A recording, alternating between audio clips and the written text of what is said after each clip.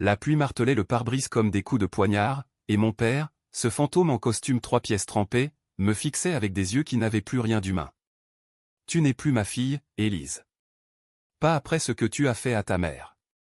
Sa voix était un murmure rauque, noyé par l'orage, mais elle a transpercé mon âme comme un éclair. J'ai hurlé, supplié, mais il a ouvert la portière, et le vent froid m'a avalé entière, me jetant sur l'asphalte boueux d'une autoroute déserte, à 130 km de Paris, sans un regard en arrière. C'était la fin ou du moins, je le croyais.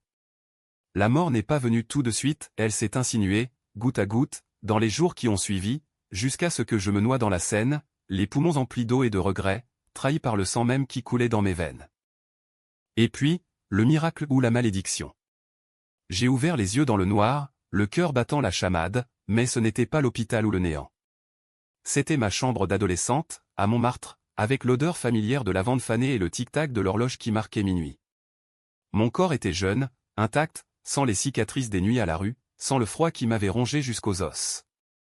J'ai bondi du lit, couru à la glace, mon reflet, 16 ans, les cheveux en bataille, les yeux verts hérités de maman.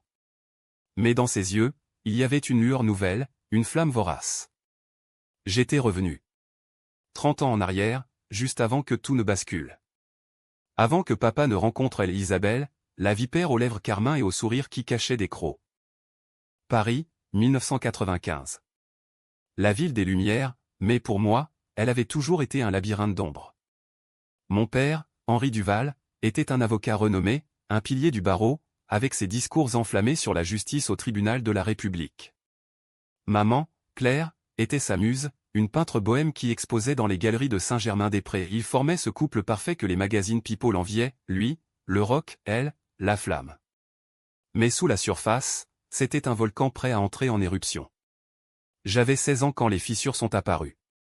Papa rentrait tard, avec des excuses bidons sur des dossiers urgents. Maman peignait des toiles de plus en plus sombres, des silhouettes noyées dans des pluies torrentielles.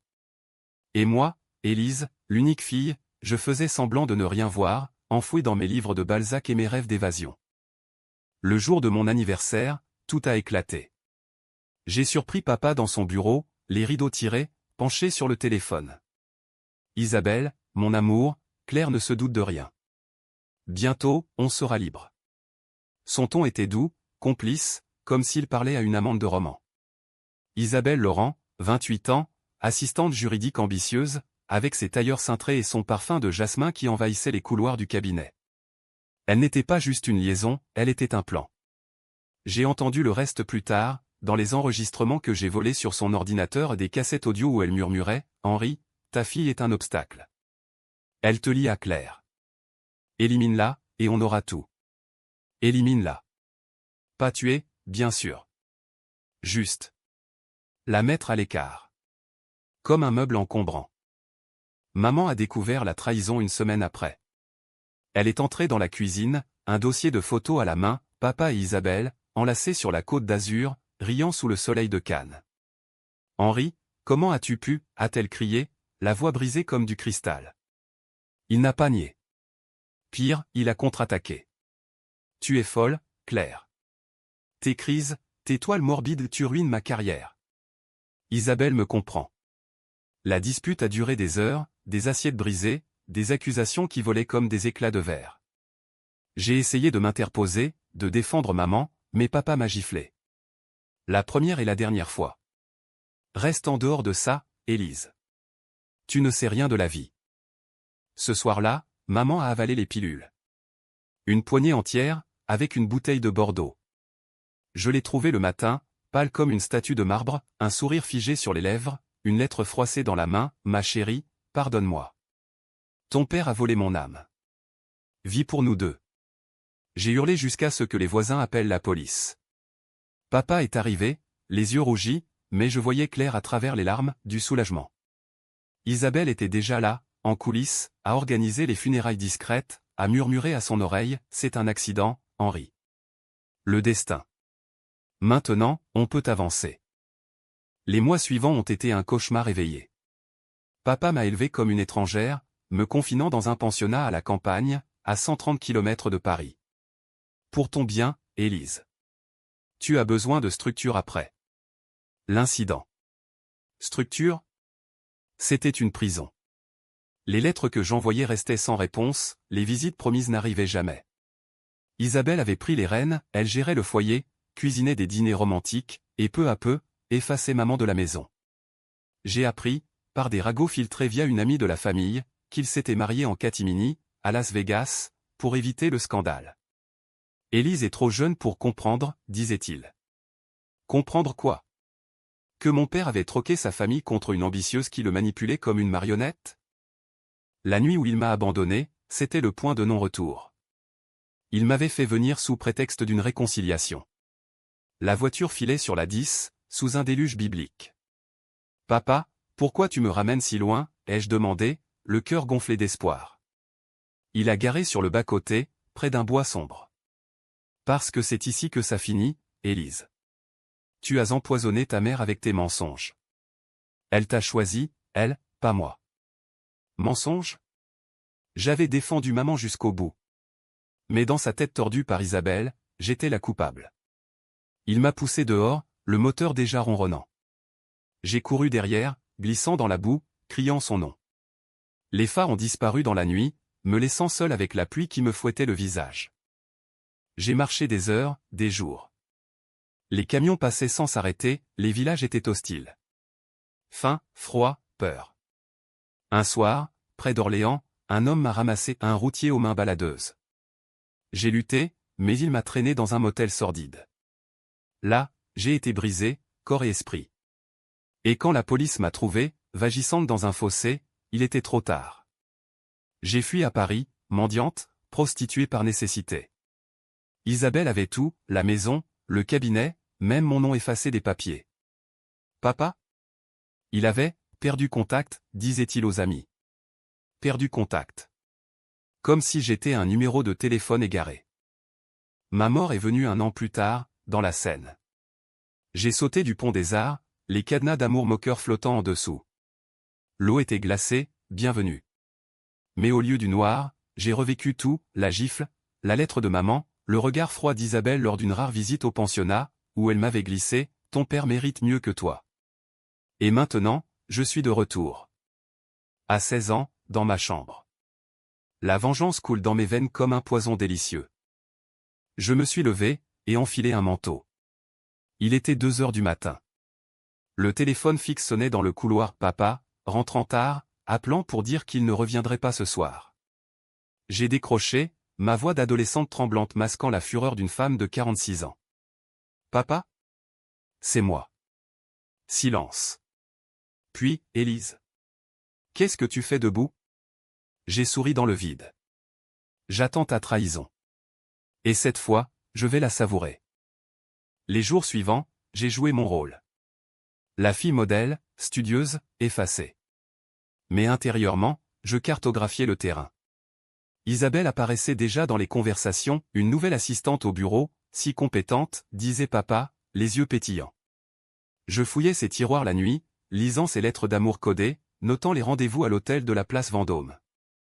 Maman était encore vivante, peignant dans son atelier, ignorant tout. J'allais la sauver. Et eux? Je les ferais saigner. Ma première décision controversée est venue vite. Lors d'un dîner familial, j'ai versé une dose infime de somnifère dans le café d'Isabelle, pas pour la tuer, juste pour la faire somnoler lors d'une réunion cruciale. Elle a raté une promotion, et papa a douté pour la première fois. Qu'est-ce qui t'arrive, Isabelle? Tu sembles fatiguée. Elle l'a accusée de négligence, la graine de discorde était plantée. Était-ce cruel? Oui. Nécessaire? Absolument. La vengeance n'est pas propre, elle est française, baroque, imprégnée de jalousie et de vin rouge. Bientôt, le twist des souvenirs refaisait surface. Dans ma vie précédente, j'avais découvert un secret enterré, les tests ADN que maman avait cachés. Je n'étais pas la fille biologique d'Henri. Maman avait eu une aventure avec un artiste italien, pendant une de ses absences. Henri le savait, depuis des années, et c'était sa rage refoulée qui avait alimenté la trahison. Isabelle l'avait utilisée comme levier, elle n'est pas à toi, Henri. Laisse-la partir. Maintenant, je tenais cette carte. Mais la jouer trop tôt ruinerait tout. Patience, Élise. Patience. Paris bruissait sous la fenêtre de ma chambre, les klaxons des taxis comme un cœur discordant à l'aube naissante. J'avais 17 ans maintenant, non, 16 ans et demi, mais le temps s'étirait comme du caramel collant, chaque jour une opportunité de tisser ma toile. Maman était encore là, fragile mais vivante, ses pinceaux dansant sur la toile dans l'atelier du rez-de-chaussée. Je descendais la voir chaque matin, feignant l'innocence, mais mes yeux scrutaient les coins sombres pour des signes d'intrusion. Isabelle n'était pas encore une ombre physique dans la maison, mais elle rampait déjà dans les veines de papa, un venin lent. « Élise, ma chérie, viens voir ça », m'appelait maman un après-midi pluvieux de printemps. Elle était penchée sur une nouvelle toile, une femme aux cheveux noirs flottant dans une tempête, les yeux exorbités par la trahison. « C'est toi, non ?» ai-je demandé, le cœur serré. Elle a ri, un son cristallin teinté de mélancolie. « Non, c'est moi. » Ou nous toutes, les femmes de Paris, piégées dans les mensonges des hommes. Si seulement elle savait. J'ai serré sa main, sentant la fragilité de ses os, et juré intérieurement, pas cette fois. Je l'empêcherai de toucher aux pilules. Mon plan se dessinait en couches, comme un millefeuille empoisonné. D'abord, isoler Isabelle. J'ai commencé par des rumeurs subtiles au lycée, une lettre anonyme à l'école de droit où elle étudiait encore, insinuant une liaison avec un professeur. Les commérages parisiens sont des feux de paille, ils brûlent vite mais laissent des cicatrices. Elle a été interrogée, humiliée, et papa a dû intervenir. Qui ferait une chose pareille, grommelait-il au dîner, ignorant mon sourire en coin. Peut-être quelqu'un qui sait la vérité, répondais-je innocemment, versant le vin. La deuxième couche ravivait les doutes d'Henri sur son propre secret. J'ai trouvé les tests ADN dans l'atelier de maman. En réalité, je les ai fabriqués, basés sur mes souvenirs flous de l'original. Placés dans un tiroir ouvert, ils attendaient d'être découverts. Un soir, je l'ai vu les feuilleter, blême comme un linge. « Papa ? Qu'est-ce que c'est » ai-je feint la surprise en entrant dans son bureau. Il a sursauté, les papiers volants. « Rien, Élise. » Des vieux documents. Mais ses yeux trahissaient la tempête. Isabelle l'a senti, leurs appels sont devenus plus tendus, des murmures de suspicion. Pourtant, elle était rusée, cette vipère. Lors d'une visite, professionnelle, au cabinet et elle y travaillait maintenant comme stagiaire, elle m'a prise à part dans les toilettes. Son parfum m'étouffait, un mélange de Chanel et de Fiel. « Élise, tu es une grande fille. Ton père et moi. C'est sérieux. » Claire ne durera pas, ses lèvres s'étiraient en un sourire carnassier. « Et toi ? Tu seras envoyée en pension, loin d'ici. C'est mieux pour tout le monde. » J'ai ri, un rire froid qui l'a fait reculer. « Mieux pour qui, Isabelle ? Pour une femme qui couche avec son patron pour grimper les échelons ? » Elle a pâli, mais a riposté, « Méfie-toi, petite. Les secrets de famille peuvent détruire. » C'était sa mèche, j'ai allumé le feu. Cette nuit-là, j'ai hacké son email, un mot de passe simple, son date de naissance et celle d'Henri. Des lettres enflammées, des plans pour neutraliser Claire, des suggestions de divorce forcé, d'accusations de folie. J'en ai imprimé des extraits, anonymes, et les ai postés à maman. Pas tout, juste assez pour semer le doute sans la briser. Maman a confronté papa le lendemain, des larmes dans les yeux. « Henri, est-ce vrai ? Cette femme. Elle veut me détruire ?» Il a nié, furieux, mais la graine était plantée. Leur mariage vacillait, comme une tour de Notre-Dame sous le vent. Ma décision la plus controversée est venue alors, impliquer un tiers. J'ai contacté un ancien client de papa, un détective privé véreux nommé Marcel, que j'avais croisé dans mes souvenirs futurs. « Je veux des preuves sur Isabelle Laurent », lui ai-je dit au téléphone, ma voix d'adolescente masquant la détermination d'une adulte. Il a ri. « Pour une gamine, t'es culottée. Ça coûtera cher. » J'ai vendu un collier de maman à un sacrifice qui m'a déchiré pour payer. Les photos arrivèrent, Isabelle avec d'autres hommes, des politiciens, des juges. Pas juste une liaison, un réseau de corruption. Elle vendait des informations du cabinet pour favoriser des deals immobiliers illégaux sur la Seine. Armé de ça, j'ai orchestré la première chute. Lors d'une soirée au Moulin Rouge, papa insistait pour fêter une victoire au tribunal, j'ai glissé les photos dans la pochette d'Isabelle. Quand elles ont coulé lors d'une danse endiablée, le scandale a éclaté. Un journaliste présent, flairant le potin, a tout photographié. Le lendemain, les tabloïds hurlaient, l'assistante fatale, liaison et magouille au barreau. Papa était furieux, Isabelle en larmes au téléphone, Henri, c'est un complot. Quelqu'un me hait. Il l'a défendu, mais le doute s'insinuait. Leur lune de miel imaginaire s'effritait. Maman, sentant le vent tourner, s'est rapprochée de moi. Nous passions des nuits à parler, à peindre. Élise, si ton père nous quitte, on s'en sortira. Toi et moi, contre le monde. Ces mots étaient un baume, mais je savais la vérité, dans l'autre vie, elle n'avait pas tenu. Cette fois, je veillais. Pourtant, le poids de mes actes me rongeait. Étais-je meilleur qu'eux? Mes mensonges, mes manipulations, n'étais-je pas en train de devenir le monstre que je haïssais? Le twist est arrivé un soir d'été, lors d'une dispute familiale explosive. Papa, ivre de cognac, a lâché le secret, Claire, Élise n'est même pas à moi. Ton amant italien, souviens-toi. Maman s'est effondrée, mais pas de chagrin, de libération. Je le savais, Henri. Et je t'ai aimé quand même. Mais toi? Tu as laissé cette garce te retourner contre nous. Isabelle, présente par hasard, a essayé de calmer le jeu, mais j'ai sorti ma carte maîtresse, les enregistrements. Sa voix, claire comme du poison, élimine la gamine, Henri. Elle n'est pas ta chair. Le silence qui a suivi était assourdissant. Papa l'a regardé comme un étranger. Sors d'ici. Tout de suite. Elle est partie, hurlant des menaces, mais le mal était fait. Papa s'est tourné vers moi, les yeux humides. Élise. Je suis désolé. Désolé? Trop tard. Mais dans ce moment, j'ai vu une faille, il n'était pas irrécupérable. Peut-être pouvais-je le sauver, lui aussi. Ou pas. La vengeance est un chemin glissant, et Paris, avec ses pavés mouillés, en est pavé. L'automne enveloppait Paris d'un manteau ocre, les feuilles mortes crissant sous les semelles comme des avertissements murmurés. Isabelle avait fui la ville, direction Marseille, où elle avait des contacts dans l'immobilier et des requins qui avalaient les quartiers entiers pour les revendre à des oligarques russes. Mais elle n'échappait pas à moi. Mes nuits étaient peuplées de rêves éveillés, je visualisais sa chute, lente, inexorable, comme un opéra de Verdi où l'héroïne maudite finit empoisonnée par sa propre ambition. Papa, lui, sombrait dans la culpabilité. Il buvait, annulait des audiences, et maman. Maman refleurissait, ses toiles vibrant de couleurs vives, des portraits de femmes triomphantes. Élise, qu'est-ce qui t'arrive? Tu sembles changer, me dit-elle un matin, en tartinant du beurre sur une baguette encore chaude.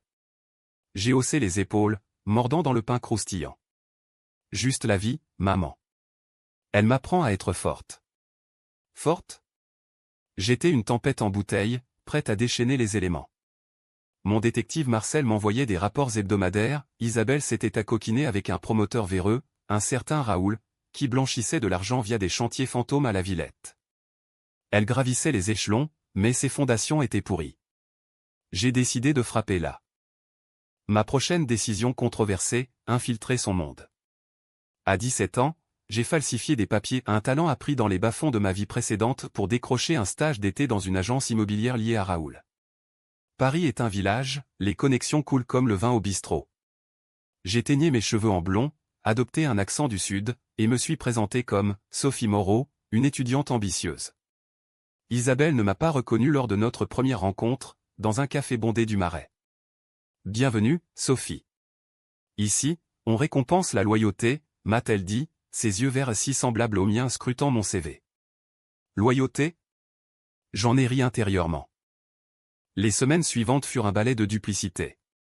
Je photocopiais des contrats, notais des noms, des comptes offshore aux Caïmans. Isabelle me prenait sous son aile, me confiant des secrets professionnels, des pots de vin pour accélérer des permis de construire, des chantages sur des mères corrompues. Tu vois, Sophie, dans ce métier, il faut savoir qui poignarder et quand. Ces mots étaient un écho de mes propres actes, l'ironie me donnait la nausée. Mais je souriais, hochais la tête, et le soir, j'envoyais les preuves à un procureur intègre que j'avais identifié via les archives du cabinet de papa, un homme que la trahison d'Henri avait jadis aidé. Pendant ce temps, à la maison, les tensions montaient. Papa essayait de se racheter, des dîners aux chandelles, des promenades le long de la Seine. Élise, pardonne-moi. J'étais aveugle. Isabelle m'a manipulé. Je le laissais mariner, répondant par monosyllabes, le forçant à creuser sa propre tombe de regrets. Maman, plus intuitive, me coinçait dans la cuisine. « Qu'est-ce que tu manigances, ma fille ? Tes yeux. Ils brûlent comme ceux d'une sorcière de Montmartre. » Je lui ai tout avoué, un soir, sous les étoiles filantes d'une canopée parisienne. Pas la réincarnation trop fou, même pour elle aimait la rage, les plans. Elle m'a serré dans ses bras, tremblante. Vengeance ou justice, Élise ? Ne te perds pas. Justice ? C'était un luxe pour les faibles. Ma vengeance était personnelle, taillée dans la chair de mes blessures. Le coup suivant fut un chef-d'œuvre, j'ai orchestré une fuite contrôlée. Une whistleblower anonyme, moi a contacté le monde avec des extraits des dossiers d'Isabelle. Les gros titres ont éclaté comme des pétards, corruption immobilière, l'ex-assistante d'un grand avocat impliqué. Raoul l'a lâchée comme une patate chaude, elle s'est retrouvée seule, poursuivie pour fraude. Elle m'a appelé Sophie, bien sûr, hystérique. Aide-moi, s'il te plaît. Quelqu'un me sabote. J'ai feint la compassion, lui donnant un faux conseil, fuis à l'étranger. J'ai un contact en Suisse. En réalité, c'était un piège tendu avec Interpol, averti par Marcel. Isabelle a mordu à l'hameçon. Elle a pris un train pour Genève, un sac rempli de cash sale. Mais à la frontière, les douaniers l'attendaient. Menottes au poignet, flash des photographes, son empire de carton s'effondrait en direct à la télé. Papa a vu les images lors d'un dîner familial, son verre se brisant dans sa main. Mon Dieu! Qu'ai-je fait? Maman a posé une main sur la mienne sous la table, un avertissement muet. Mais je jubilais, intérieurement. La vipère se tordait. Pourtant, le karma est un chat de gouttière parisien, imprévisible. Isabelle, en cellule provisoire, a exigé un avocat. Devinez qui? Henri Duval, par loyauté résiduelle ou culpabilité. Il a accepté, ignorant que c'était son propre piège. Lors de l'audience préliminaire au palais de justice, elle l'a accusé publiquement, Henri m'a forcé. C'était son réseau, ses idées. Un mensonge éhonté, mais semé de vérité à moitié assez pour lancer une enquête sur papa. Les journaux titraient « Le duo maudit, amour et crime au cœur de Paris ». J'ai dû intervenir. Ma décision la plus sombre, falsifier une preuve. Un enregistrement trafiqué, où la voix d'Isabelle confessait tout, envoyé anonymement au juge. Était-ce illégal? Oui. Immoral? Profondément. Mais la loi est faite pour les puissants, la vengeance, pour les brisés. L'enquête s'est orientée sur elle seule, papa fut blanchi, mais marqué. Il rentra à la maison, effondré. Élise, c'est fini. Je démissionne du barreau. Maman et moi, nous l'avons relevé, pas par amour, mais par pragmatisme. La famille Duval devait survivre, pour que la chute soit totale. Et Isabelle? Emprisonnée à Fleury-Mérogis, attendant son procès. Elle m'écrivit une lettre, via un contact, je sais que c'est toi, Élise. Tu paieras. Je l'ai brûlée dans l'atelier de maman, les flammes dansant comme une valse macabre. Le climax approchait. Paris hivernal, avec ses lumières de Noël moqueuses, serait le théâtre final. L'hiver 1996 s'abattait sur Paris comme un linceul de givre, les toits de zinc scintillant sous un soleil pâle et trompeur. Noël approchait, avec ses guirlandes criardes sur les Champs-Élysées, mais dans l'appartement des Duval, l'air était chargé d'électricité statique, prêt à grésiller. Papa avait démissionné, se repliant sur des traductions freelance, un fantôme de l'avocat qu'il avait été. Maman peignait furieusement, ses toiles un cri contre l'hypocrisie bourgeoise. Et moi, Élise, j'orchestrais le dernier acte, le cœur battant au rythme d'un tango argentin passionné, fatal. Isabelle purgeait sa peine en attente de procès, mais elle n'était pas vaincue. Via un avocat véreux, elle avait engagé un privé pour me surveiller. J'en avais conscience, Marcel m'avertissait, la dame prépare un coup tordu, mademoiselle. Des faux témoignages pour impliquer ton père dans ses magouilles. Elle visait à nous entraîner tous dans la boue, à salir le nom Duval pour se venger de sa chute. Son moxie était admirable, presque, mais c'était une erreur. Elle m'avait sous-estimé, pensant que la réincarnation n'était qu'un conte de fées. Ma contre-attaque fut audacieuse, controversée jusqu'à l'os, une rencontre clandestine. J'ai arrangé une visite à Fleury-Mérogis, sous le prétexte d'une « réconciliation familiale » pour papa. Mais c'était moi qui irais, seul, avec un magnétophone dissimulé dans mon sac. La prison était un purgatoire de béton gris, l'air imprégné d'odeurs de désinfectant et de désespoir. Isabelle entra dans la salle des visites, menottée, son tailleur impeccable contrastant avec ses yeux cernés. Élise Duval. La petite peste grandit, siffla-t-elle, s'asseyant en face de moi. Son sourire était un rictus. Tu crois m'avoir eu? Henri reviendra. Il m'aime encore. J'ai penché la tête, feignant la curiosité. Vraiment? Après tes lettres, tes plans pour me éliminer? Elle a ri, un son rauque. Des mots en l'air. Mais toi. Tu as manigancé, falsifié. La police c'est pour tes épreuves. Bientôt, ce sera ton tour derrière les barreaux. Et ton père? Ruiné. C'était du bluff, mais efficace. Mon pouce accéléra. Et si je te disais que je sais tout?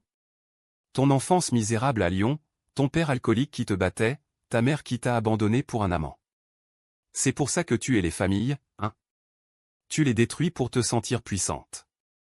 Ses yeux s'écarquillèrent. J'avais touché une nerveuse. Dans ma vie précédente, j'avais appris ça via des dossiers volés, maintenant, c'était une arme. Elle se pencha, crachant, ferme-la, salope. Je vais te briser. Imagine, toi, en cellule avec moi, hurlant la nuit. Le magnéto tournait. J'ai souri. Essaie. Mais souviens-toi, la vengeance est un plat qui se mange froid. Et le mien est arctique. De retour à Paris, j'ai édité l'enregistrement, isolant ses menaces, et les fait fuiter à son juge. Le procès, prévu pour janvier, vira au cirque. Isabelle, paniquée, tenta un deal, témoigner contre Raoul en échange d'une peine réduite. Mais ses aveux la condamnèrent davantage: corruption, chantage, tentative de subornation.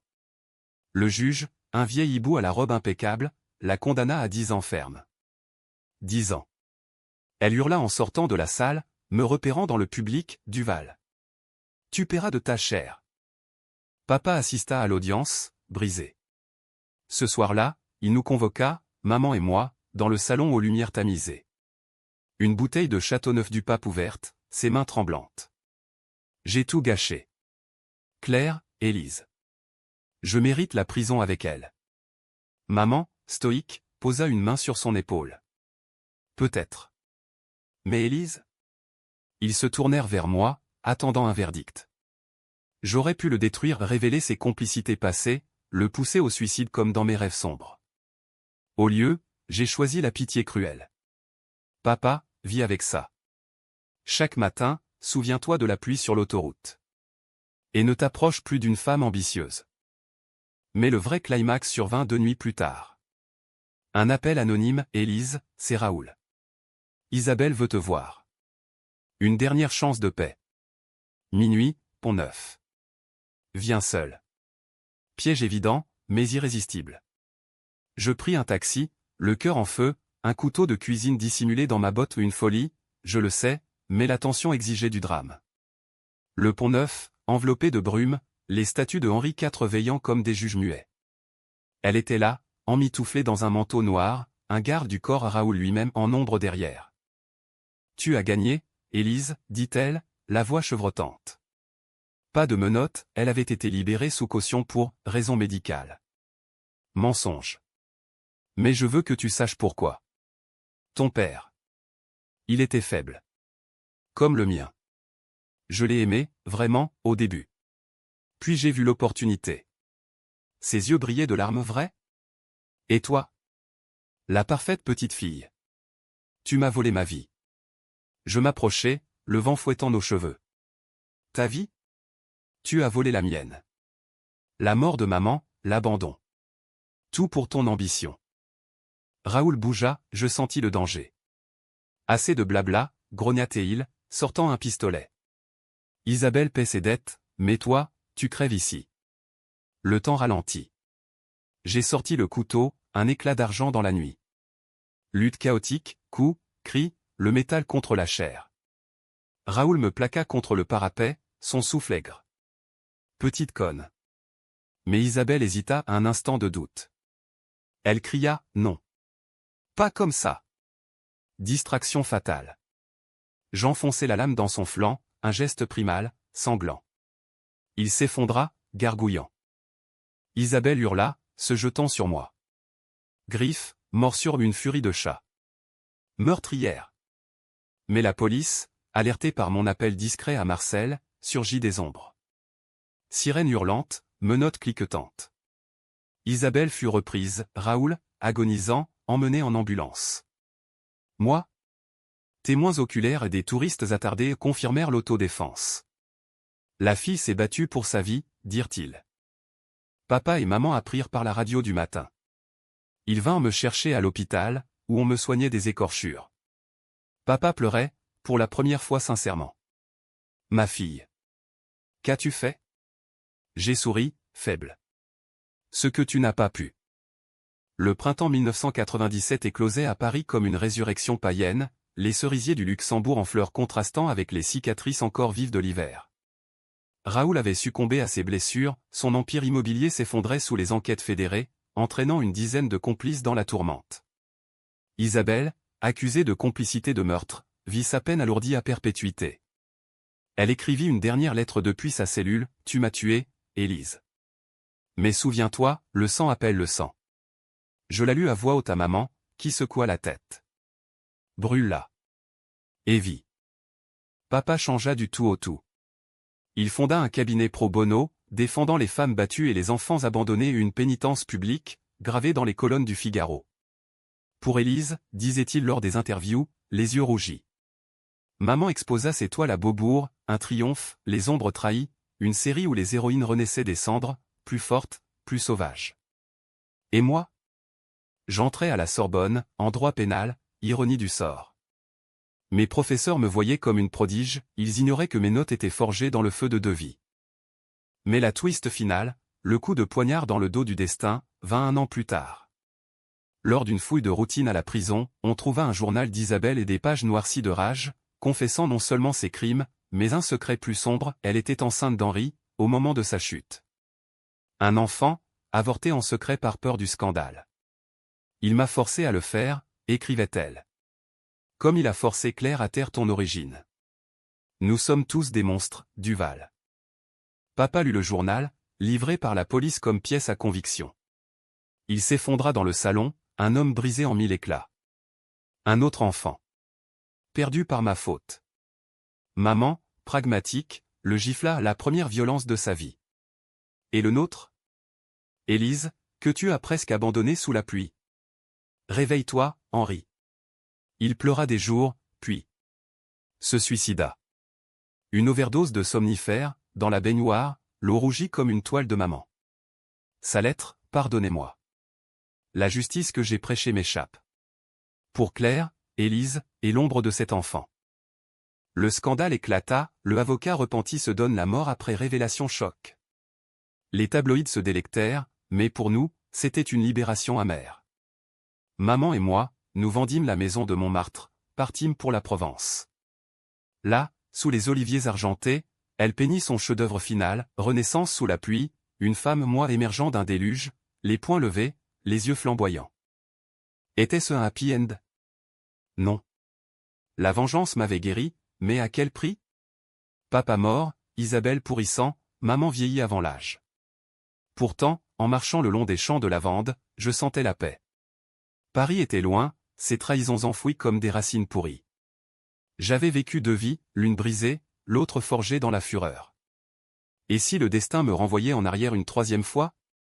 Je sourirais. Car maintenant, je savais, la vraie trahison n'est pas celle des autres, mais celle qu'on se fait à soi-même en pardonnant trop tôt. La pluie tomba ce soir-là, douce, bienveillante. Je l'ai laissé me laver, murmurant à l'orage, merci. Et au revoir.